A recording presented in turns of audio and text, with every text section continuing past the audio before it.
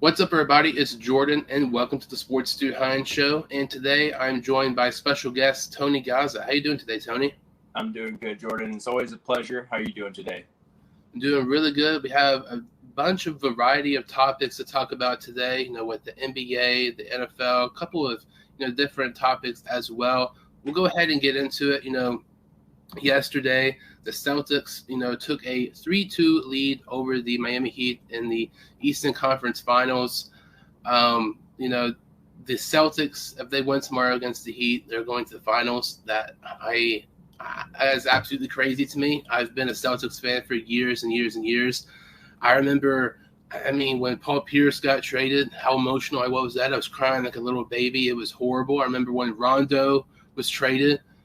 When Rondo was traded, I didn't have a phone at the time, and I was at school when everybody had a phone, and it's like, dude, Rondo got traded. I'm like, yeah, whatever, like bull crap. I do not believe you. You're just trying to get on my nerves. You're tricking me. My dad tells me Rondo got traded. I started crying like a baby again. I've been through the Celtics rebuild, like when they had like Phil Pressey, Gerald Wallace, and the fact that they're one win away from going to the finals is freaking awesome. I don't want to jinx them, but the way they're playing right now, it's not that they're playing that great. It's just the Miami Heat are playing god-awful these past two games. And, I'm so freaking excited the Celtics not going to the finals. And it's crazy. Like, being a Bengals fan, being a Celtics fan, like, I never would have thought in a million years that the Bengals would go to the Super Bowl. The Celtics might go to the NBA Finals, and I would graduate college all in the span of a couple of months. Like, that is wild to me. I just cannot believe it. But hopefully they win tomorrow against the Heat in Boston. That would be so freaking amazing. And then we have the Warriors. As of right now, they have a 3-1 lead against the Dallas Mavericks. But by the time this video is posted, they might have already won the series. But, Mavericks won the last game in Dallas. And it's one of those situations with the Mavericks, like, Luka doesn't really have much help, and I'm surprised they've even won a game at this point. This game really should have been a sweep by Golden State. Yeah. But, heading into the playoffs, once it started, I thought it was going to be the Warriors in Boston. It's looking like that way, and that's going to be a great series. We have one of the best shooters of all time, and Curry and Klay Thompson against one of the best defenders in the league, and Marcus Smart, and you have, White, one of the better defenders, and Tatum, who's one of the best young players in the league. It has, obviously Boston and the Warriors both have to win the rest of their games, but this has potential to me to be easily one of the most entertaining NBA finals we have seen in a very long time. I wouldn't want to go as far, probably the most entertaining finals since the Cleveland Cavaliers and Warriors when the Cavs came back from 3-1. Yeah, and it's been a while since we've seen the Warriors in the finals. We got the band back together. It's good to see Klay Thompson healthy. Good to see Steph Curry back in the reins. But what I found interesting was look at these scores from the Celtics Heat series. So game 1, Miami up by 20, right? Game 2, Boston up by 34. Game 3, Miami up by 26. Game 4, Boston up by 32. Game 5, Boston up by 23. It's been all blowouts. And what I found interesting also, playoff wins in the last 15 years. Jason Tatum, 38 playoff wins. The Philadelphia 76ers franchise, 37. Jason Tatum alone has more playoff wins in the last 15 years than a franchise. Now that, to me, puts him in GOAT status. I believe that Jason Tatum is a future GOAT, okay? Now, what I also found interesting was look at the Heat. You mentioned their bad play. So this was 12 hours ago. Jimmy Butler, Kyle Lowry, Max Strus, and Victor Oladipo combined for 5 of 40, shooting 12.5% from the field. You can't win a playoff series like that, guys. And I just think that eventually the writing's on the wall. So obviously it's going to be a gentleman's sweep with the Warriors and Mavericks. Obviously they got one game in Dallas. It's a gentleman's sweep. And then I think obviously the Celtics are going to finish them off at home. And like you said, it's gearing up to be one of those entertaining playoff series. And we haven't really had one in the last, a couple of years. So I think these finals are going to be special. And a lot of people are tuning in, especially this year, And I'm just excited, man. And it's been blowout city. So going off your point, I'm just going to read these off really quickly. Celtics beat Heat plus 25. Warriors beat Mavs plus 25. Heat beat Celtics plus 11. Mavs beat Suns plus 33. Celtics beat Bucks plus 28. Warriors beat Grizzlies plus 14. Celtics beat Bucks plus 13. Mavs beat the Suns plus 27. Heat beat the 76ers plus 9. Grizzlies beat the Warriors plus 39. Bucks beat the Celtics plus 3. Sun beat the Mavs plus 30. And Heat beat the 76ers plus 35. It's been all blowouts. There's not been one close game. And to be honest with you, it kind of takes the fun out of the playoffs because you want those close games. You want 7-game series.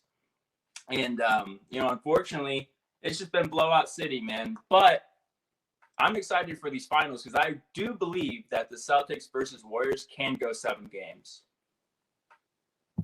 I definitely think it can too. And when you look at this finals, you mentioned, those scores. Even when you look at some of those scores that were, 10, 12 points a game, closer than those 25 points per game, that's because, it was garbage time and some of those teams, got it closer to look their score not as bad. And it's crazy because when you look at this, the first, series, the Celtics played the Nets. The Celtics swept the Nets, and it's crazy because, heading in the season, the Nets and the Lakers were supposed to be, in the finals. Lakers, they fired the coach and, nothing went right for them. And you look at the Nets are the only team in the playoffs who do not win a playoff game, which is just kind of crazy to me. But when you look at that, those were close games for the most part. And then Milwaukee, when the Celtics played against them, it was like, oh, this is going to be like a 5-point game or a 25-point game. And there's no in between. And it's so crazy how this playoffs has gone. And it's one of those deals. It's like, when you look at the Celtics and the Warriors, like I said, it's shaping up to be, that finals matchup. And I think that's exactly what you wanted for the NBA heading into the postseason because, with the calendar year, the Celtics have been the best team in the league without a doubt, when you look at their record. But this NBA, when you look at the past couple of years, the NBA has struggled with viewership a ton. Like you go back and look at just 5-6 years ago when LeBron was still with the Cavs and when the Warriors were at their peak. I mean, ratings were really, really high. And then you look at this past couple of years, like it is taking a huge dip. And I feel like this Celtics and Warriors series is one of those series that can kind of bring this viewership back to the NBA. There's been lots of people like who don't really watch the NBA anymore. Like I used to follow the NBA a ton, but now it's to the point I'll only watch a game if it's the Celtics or the Cavs. Like I just cannot. Like the NBA to me is to the point where it's hard to follow a game or watch a game if you're not a fan of one of the teams. And I would kind of agree with that, but it's like this Celtics and Warriors matchup, I think, could be a great game, a great series, even if you're a casual fan or don't really watch the NBA like you used to, because we have a guy who's Tatum, who you mentioned, who's going to be one of the best players. I'm not comparing him to Kobe by any means. I hate that about the NBA. I hate that they overrate their players, but I'm saying he reminds me in Kobe of his skill set and the way he plays. And you look Curry, one of the best shooters ever, one of the best, point guards of all time. And like this matchup, I think it's the best possible matchup you could have possibly had of the NBA, the way these two teams are playing right now. And holy crap, like it has potential to be, like you said, game 7. And I know the Celtics have to win one more game, but I cannot freaking wait to see that possibly the Celtics and the Warriors. If the Celtics end up losing this series, it's just another reason that I would hate the Warriors so freaking much.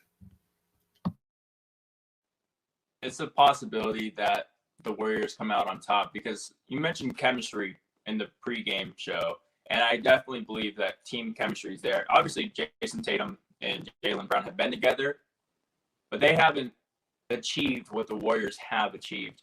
And not to mention the Warriors have new pieces that are playing very well. Jordan Poole is playing very well, so I think it's interesting to see where that series goes. But you mentioned KD and the Nets.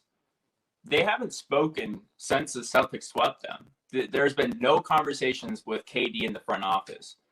And which leads me to believe that if Kyrie's out the door because they're not willing to give him a long-term max deal because of his vaccination status and his injury history, then KD might be out the door as well. And, it's very strange because they picked Brooklyn. They handpicked Brooklyn and it blew up in their face. And obviously you saw what happened with Harden.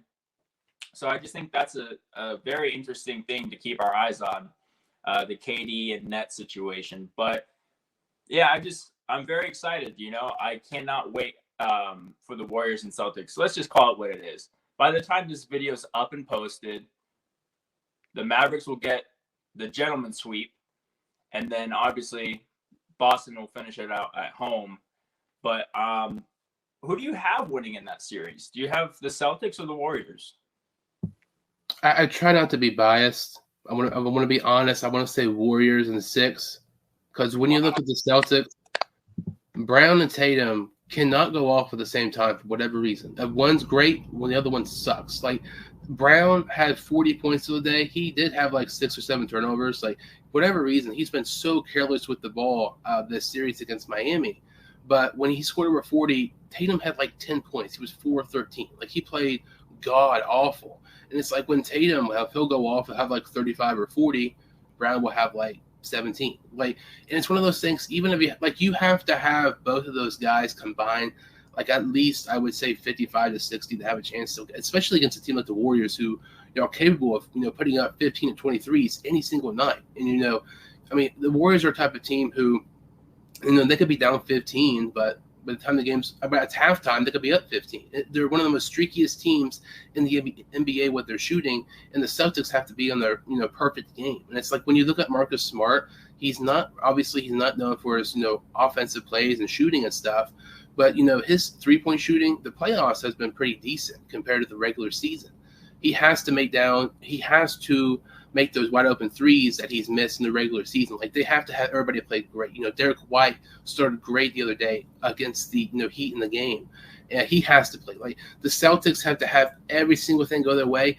And something else, they cannot have injuries. I mean, look at this past couple of series. Marcus Smart, didn't play a couple of days ago. We've seen Robert Williams, not play, a decent amount of the playoff games.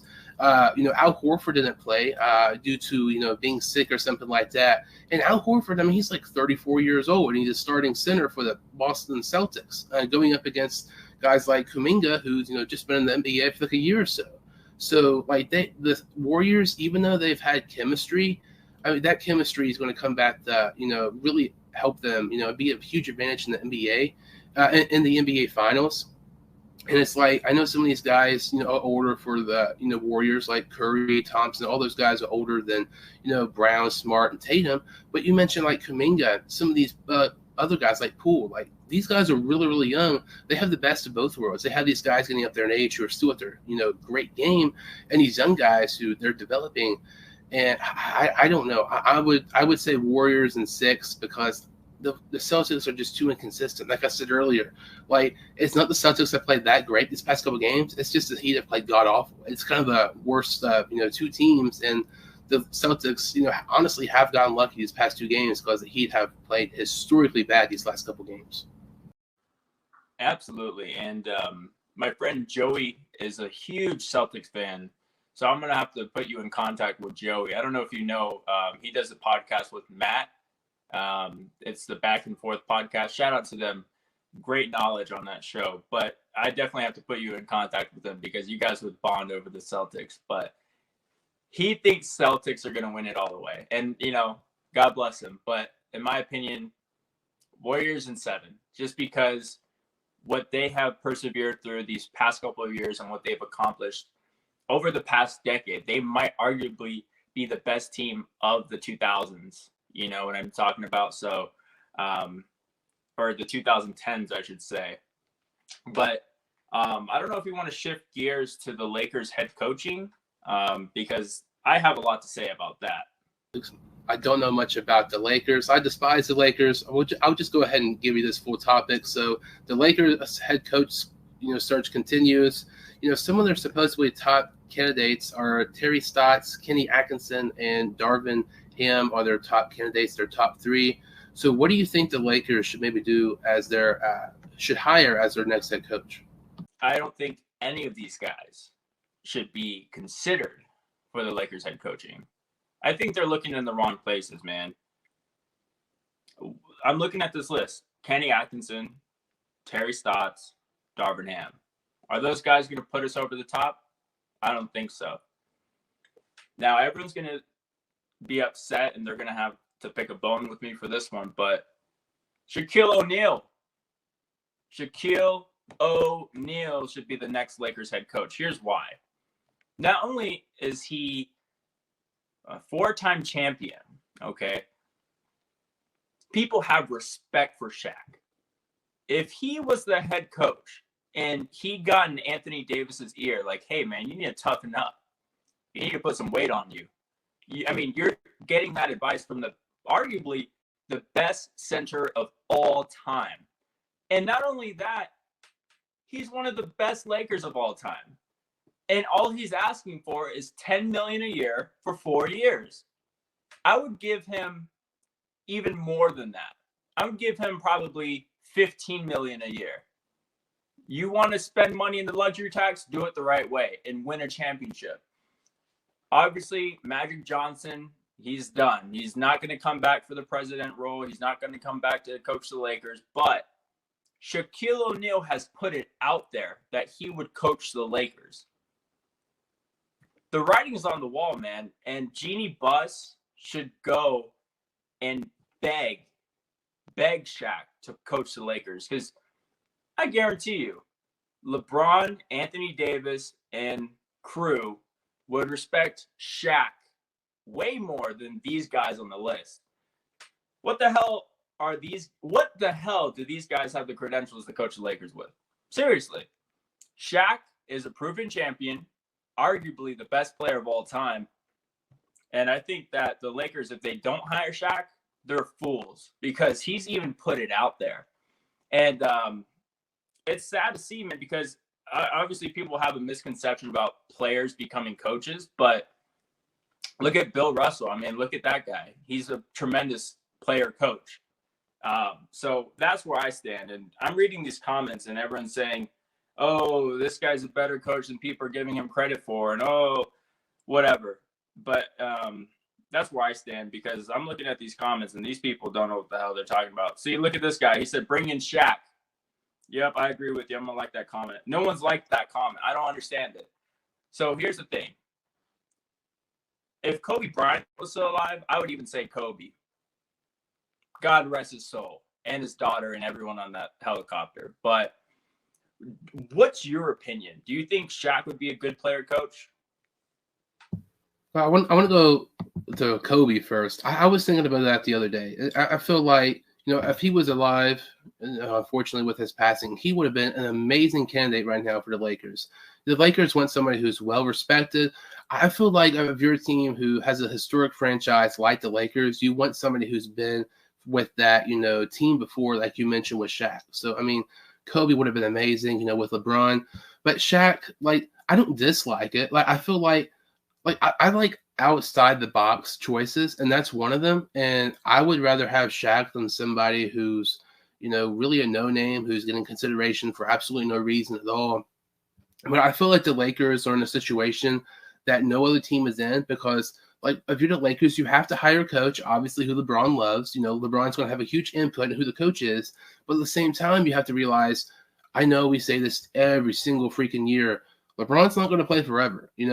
It's like you have to, LeBron has to have a say to a certain degree, but it's also the point you have to make your own decisions because after this, maybe let's say 3-4 year window, once LeBron's gone, do you like that coach, or is it more so LeBron liking that coach? And I feel like that's something that the Lakers really have to, kind of get through their heads. Are they picking a coach for more so LeBron, or are they picking a coach that they actually like and you can have that coach even, with LeBron's post, Lakers run? I feel like that's something to keep an eye on with the Lakers too.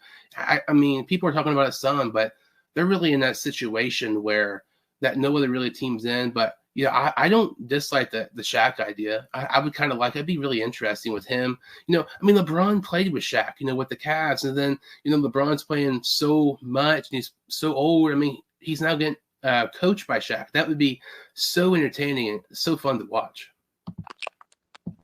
Yeah, absolutely. I 100% agree. But it's one of those things where I look at this list and I'm like, who wrote it? It makes me sick, man, because obviously we screwed it up with Tyronn Lue. He should have been the guy, but we were stubborn and didn't want to give him the money. And yes, we won a championship with Frank Vogel, but it was in the bubble. So is that, people don't really consider that a championship, right? That 2020 Lakers roster was very special, and they gained momentum at the right time, beating the Heat. But other than that, one championship, Frank Vogel blew it. And I think that if Tyronn Lue was at the reins, we'd have 2 or 3 championships, not one in the bubble. But I don't understand what the hate on Shaq is. I mean, he understands the game. He was brought up under Phil Jackson, arguably one of the best coaches in history. He's a 4-time champion, multiple MVP. He got screwed over when Steve Nash won the MVP over him. Let me just say that real quick.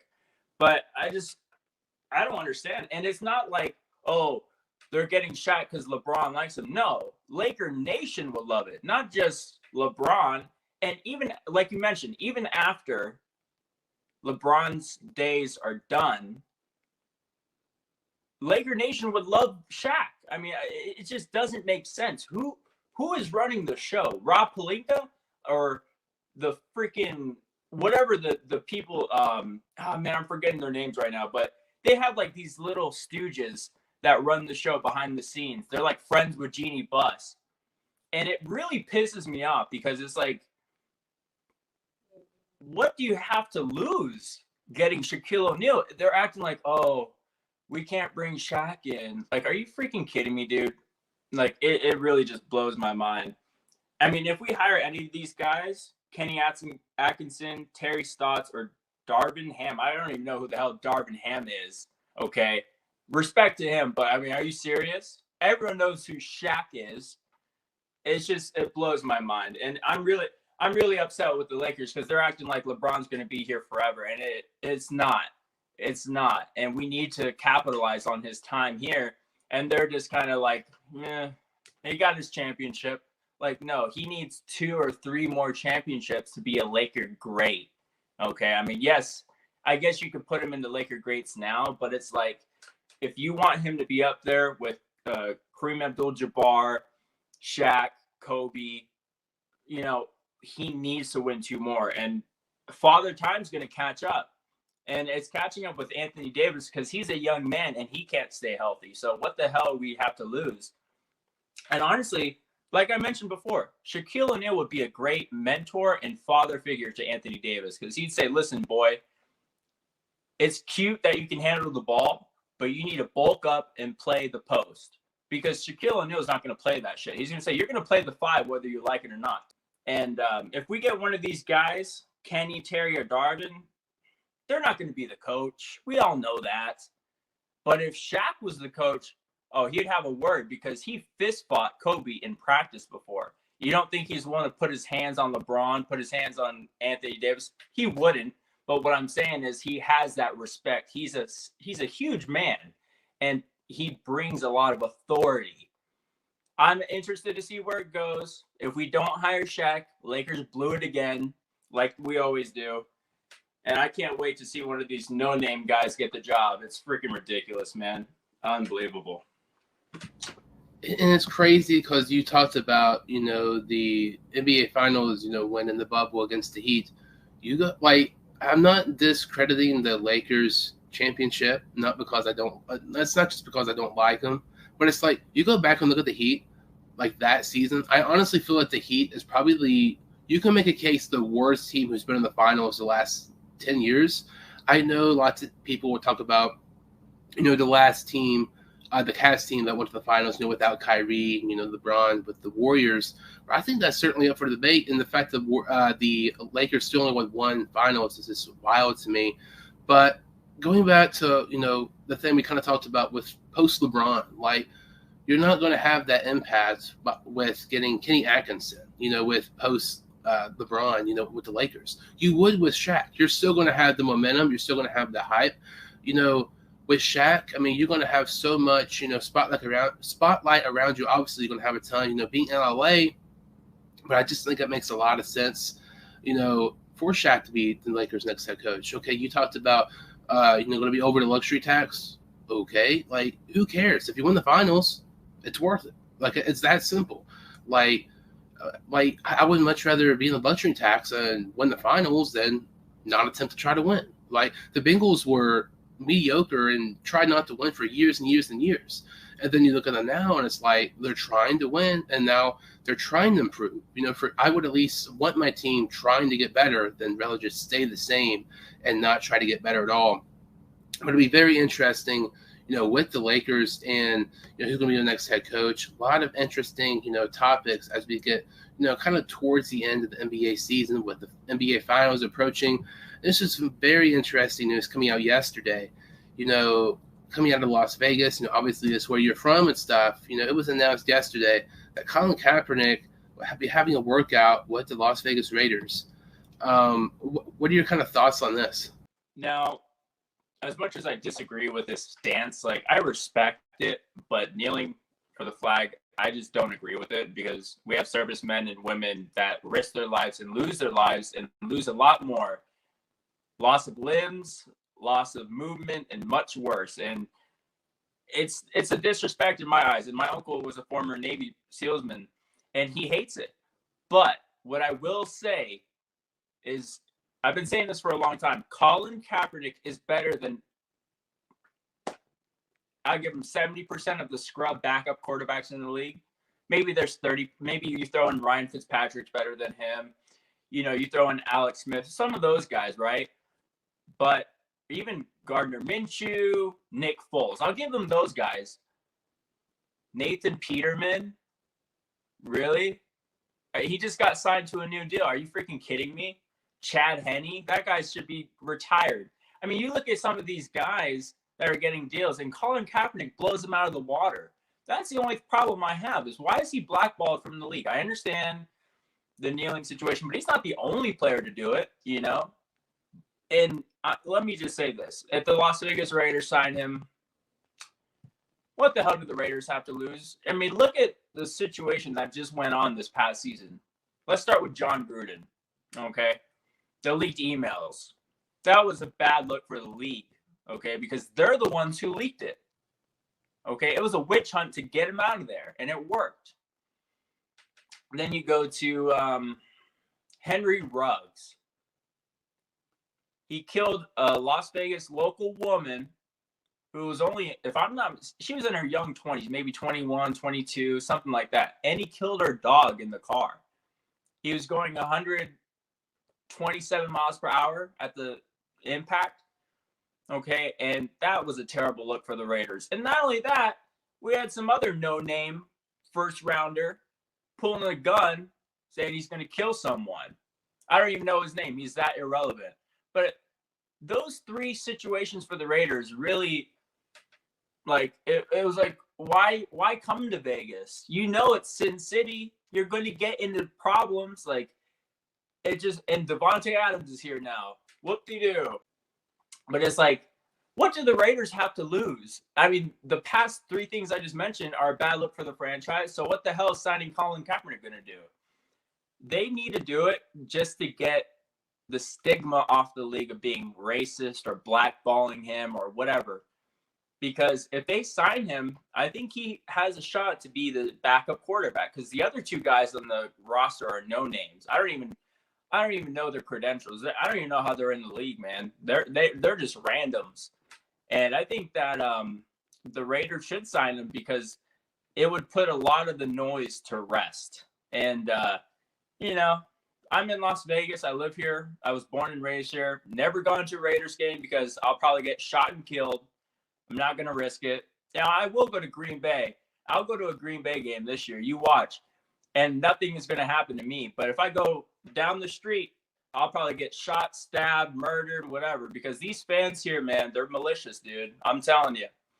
You wear the opposite team, and they're going to come for your ass, dude. And I've seen it. So I just think that Las Vegas is a perfect environment for Colin Kaepernick, because they'll accept him.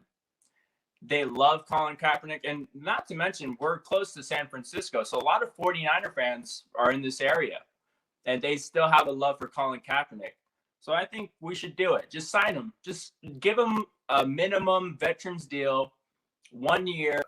Kaepernick is a really touchy subject, but I would have no issue if he had to work out a couple years ago. I just feel like at this point, like, okay, he's last played in like 2016, and people like to come up with the excuse, oh, he was in the Super Bowl. Okay, like, people do not realize how long ago that was. Like, Ray Lewis played in that game. He's already retired, been in the Hall of Fame for like 3 years. Like, that was forever ago. And with Kaepernick, I just feel like it's super risky. Like, obviously, you mentioned everything that's happened with the Raiders this past season. It is insane. And then, I mean, not to mention, they're bringing a very, very questionable hire, bringing Josh McDaniels to be the next head coach, a guy who has not had much head coach success at all. And a guy who, in my opinion, I feel like Raider fans got to have mixed feelings about, who he's been with multiple teams who have potential to be good, but it's never really lived up to the hype when he's been a head coach. He's been a great coordinator with the Patriots, but just has not been a good head coach. And then you have this, topic with, them working out Kaepernick. Obviously, I would feel like you look at any player, any sport, Kaepernick's 100% the most, touchy topic player in all sports, because some fans don't want him, some fans do. I get it, but I don't know. I just feel like it's risky. I know what you're saying with like the Raiders or the NFL, like signing him to make it seem like the NFL is not racist, I guess, but it's like, I don't know. It's like it's not like he's going to bring that much value to the team. Like, when you look at quarterbacks, like, the quarterback's the most difficult position to play, but it's the most important position to play. And we're talking about a guy who hasn't played in 5 years. Like, if this was 2 or 3 years ago, I'd be all for it. I would not be against it at all. But I just feel like at this point, it's been so long. If anything, the most you're going to get out of it is jersey sales. Like, you're never going to see Kaepernick be starting for the Raiders and stuff like that. I mean, he hasn't even signed with them. He's just having a workout. But I feel like once Kaepernick, if he does end up signing, holy crap, this is going to be like Tim Tebow media hype on drugs. Like when Tim Tebow signed with the Jaguars last year, that was the only thing people talked about.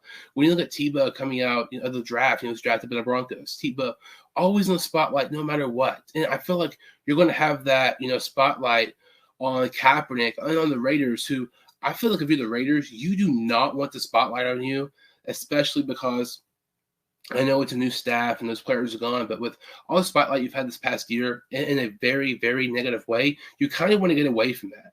And signing Kaepernick and having a workout with Kaepernick I don't think is something you want for your team if you're trying to get out of the spotlight in a negative way, like especially with a guy who with Kaepernick who is so just like, you're either for it or you're against it type of deal, no really in between. Like I said, 2 or 3 years ago, I have no issue with it. I just feel like at this point, he hasn't played in so long. I just don't really get it. And I would like to correct myself. The guy I said who was a no name that pulled a gun on Las Vegas casino valet, his name is Damon Arnett. Damon Arnett. He pulled a gun and said, "I'm going to kill you." He deserved to get cut from the team. Now, besides that point, thank you for bringing up Tim Tebow because, hey, he got an opportunity. That's what people say. He got an opportunity. He didn't play for 5-6 years, and he got a shot at a different position that he's never even played before, tight end, and he made a fool of himself out on the field. It was embarrassing because he was going around on social media as a joke. I think that wouldn't be the case with Colin Kaepernick because he could throw the ball. He's still mobile. And they're giving RG3, Robert Griffin III, calls because he ran a 40 time of like 4.25. If they're giving Robert Griffin III calls, I guarantee you people are going to say, well, you should at least give Colin Kaepernick a preseason shot. I think that's what we should do. Just let him have the preseason. If he doesn't work out, so be it. But just to give him a workout, that doesn't make any sense. Sign him for the preseason. I don't know. Like you said, the Raiders don't want the attention. I think they do, believe it or not, because they eat that shit up, man. They live for that. They love having their names in the media, in the press. And I think a lot of good can come out of that, signing Colin Kaepernick. The two biggest things, you mentioned jersey sell, but seriously, the jersey sales would be through the roof because all these Colin Kaepernick supporters would buy all that junk. I think it's junk. I mean, I have an Aaron Rodgers jersey. That's it. But I think, yes, the jersey sells, but then also it would put to rest the NFL is racist, the NFL blackballed him. And, you know, obviously with the Rooney rule implemented, you know, obviously when that has to be implemented, there's a problem, because then that's showing, hey, we're not giving a fair shot to African Americans, right?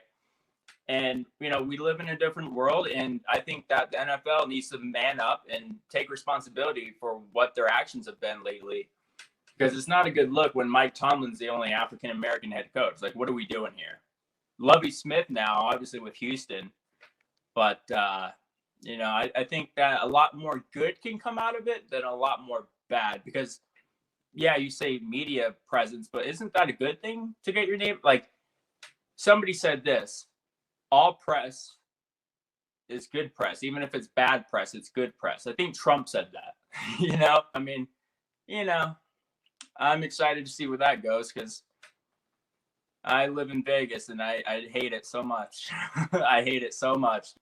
I mean, it should be super, super interesting to see what happens. If he does sign, I guarantee you, I mean, he's going to be number one in jersey sales by the time that day isn't even over with. I mean, a couple years ago, I was in Florida, and I had like the what was that commercial called? The Saki's commercial. Like, it was like, oh, I don't often drink when I do. I had one that was a Bengal shirt. It was like, I don't often hate, but when I do, I prefer to hate the Steelers.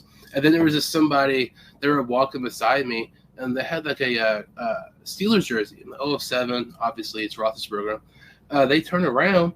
It was a Kaepernick jersey. I'm like, you have a Kaepernick Steelers jersey? And that just kind of goes to show that, I mean, Kaepernick has like tons of supporters, but if he signed, I mean, his jersey sales are going to be through the freaking roof. It's going to be freaking insane.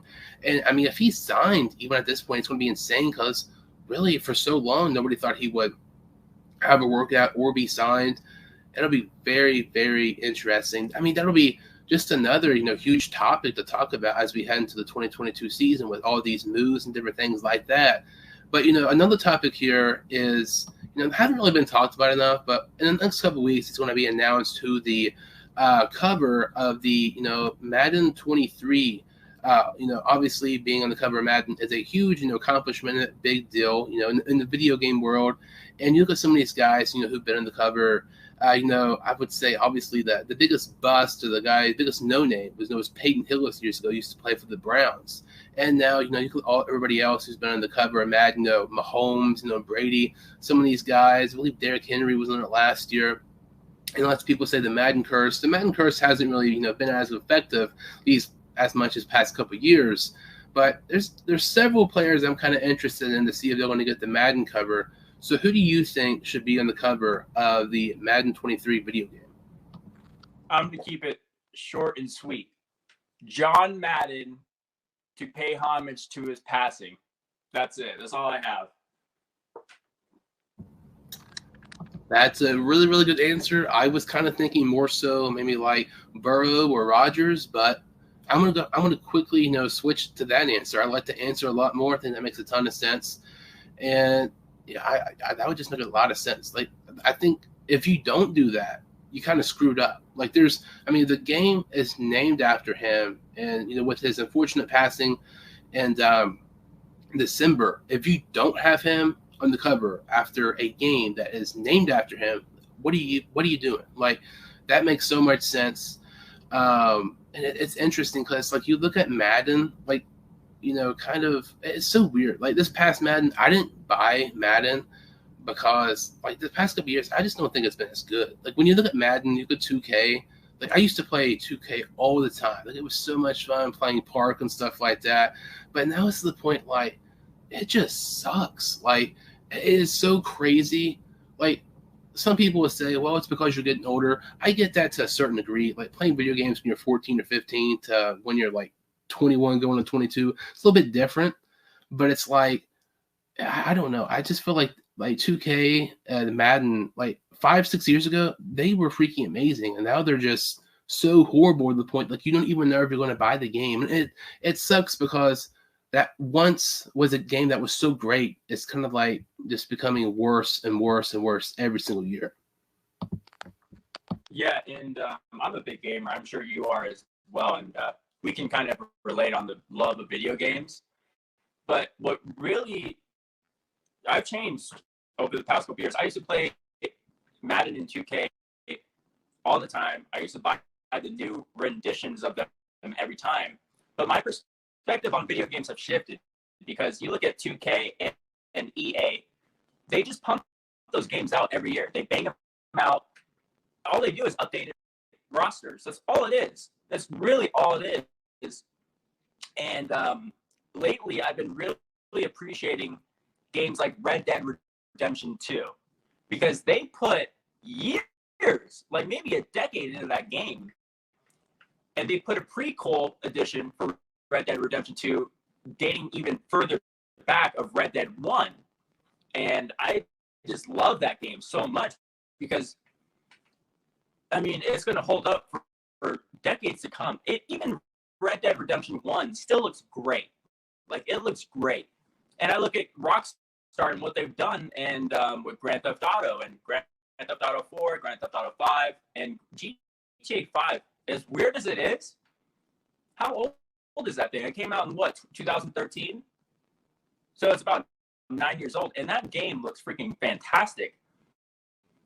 I look forward to games like that where the company puts in years, if not decades, into a game. I mean, I don't know if you played Red Dead Redemption 2. That game is beautiful, dude. Oh my freaking God. It's like I get lost in that world. Like, it's so beautiful. And I like those kind of games because, like I said, they bang them out. There's no thought into it. Honestly, they get worse instead of getting better. And I'm looking forward to GTA 6. I think Grand Theft Auto 6 is going to be based in Vice City or Florida. And I think even if they did like a Grand Theft Auto 4 re-release and they made it for next gen, that would be beautiful. But even like the NHL hockey games or MLB games or the PGA Tour games, NBA, Madden, it's the same shit, just new rosters, man. So it's like you lose the value in like, wow, like Rockstar is probably the best of the best because if you ever get a chance, please, I beg you, play Red Dead Redemption. It's out of this world, man. And now I understand because I was kind of upset, like, oh man, they're slacking on GTA 6, you know. But then when Red Dead 2 release, I was like, oh shit, this is what they've been working on, you know, and what they did with the character, because I don't know if you know this, but in Red Dead 1, you're John Marston, right? But in Red Dead 2, you play as Arthur Morgan, but John Marston is still in the story. So it's written beautifully, and you kind of get the prequel to it. But even like Star Wars games, man, it's under EA. EA is just a shit company. I will never buy Madden or 2K again. Hold up. Bear with me one moment. You take the reins, but I'm going to grab all of the 2Ks, all of the Maddens I have, because I have almost every single one of them. I'm not joking.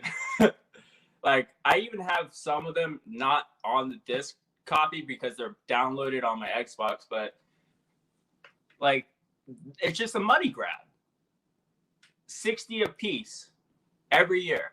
They get 60 a pop every year, man, and I'm done with it. And it's like a new game. Well, it's an updated roster. Nothing has changed though, and if anything, they make the game worse. Like I used to play, like when I played Madden a lot, I would play Ultimate Team. I used to love Ultimate Team. Like it was so much fun. It was the only thing I did. But I don't think it was last year's. But I think the one before. I really don't remember which year it was, but it was just like it's horrible. Like it was so much harder to get coins. The challenges made absolutely no sense. Like some of the stuff, the gameplay was just bad, and it annoys me when people be like, "Oh, well, those graphics are so good." Okay, graphics don't mean crap. Like Mortal Kombat 3, like the arcade game, like arcade mode, I would much rather play Mortal Kombat 3 that was made in like 1992 or something like that than like the newest Madden. Like good graphics don't mean anything And with Madden coming out and 2K coming out, just because they make a new game doesn't really mean anything either. Like, it's the same stuff every single year. And I would much rather have a video game that takes their time in something instead of like not even trying. Like, Madden doesn't try, 2K doesn't try. And it's so weird because when it was good, it's like they should have just kept up what they were doing. They just up and quit because they were lazy. Like, 2K was so freaking fun. Like, you could make your own shirts, in park and stuff like that. You can do different things. And it's like, you look at some games, like, I used to play Fortnite a lot, like when it was popular. Like, it was fun, but it's like maybe like 6 months went by, and it's just like every single day they updated something. It was to the point like, what are you doing? Like, you have this good game, and you're just ruining it because you're trying too hard and you're having too many updates. It's like games don't know when to be good. Like you mentioned, Star Wars. Like, there's so many different variations of Star Wars games, just like how there's so many different variations of like Star Wars movies, shows. I mean, it feels like they have a new one coming out every single week. But like, I used to love playing the Star Wars Legos game. Like, that game was like awesome to me. Like, it was just so much fun. Like 6, 7 years old, playing like the Legos game through 1 through 6. I remember they had one game that was 1 through 3, and then I have a separate game that was 4 through 6, and then there was one that had like 1 through 6 on the whole game. But it was just like so much fun. And you talked about like shooting games and stuff like that. I don't really play like games like that. Like, I mainly just play Madden and 2K, but I don't really play it much anymore. I used to play Fortnite and that Star Wars game. I'll play it occasionally just for like the nostalgia of it. But I don't remember what game it was. But several years ago, probably like 3 or 4 years ago, there was like, I don't know, it was like Call of Duty, one of those games or something like that. They had, like where I'm from, there's kind of like a local, I guess, amusement park. It's called Camden Park. It was actually in one of those video games, which is so weird because it's one of those parks, like, you only know about it if you're from around here. I just think that's so weird. Of all the places around here on a video game, it's Camden Park. It's like so worn down and crappy. Since we're on the topic of video games, I still have my original Xbox, like the OG Xbox, like the very first one.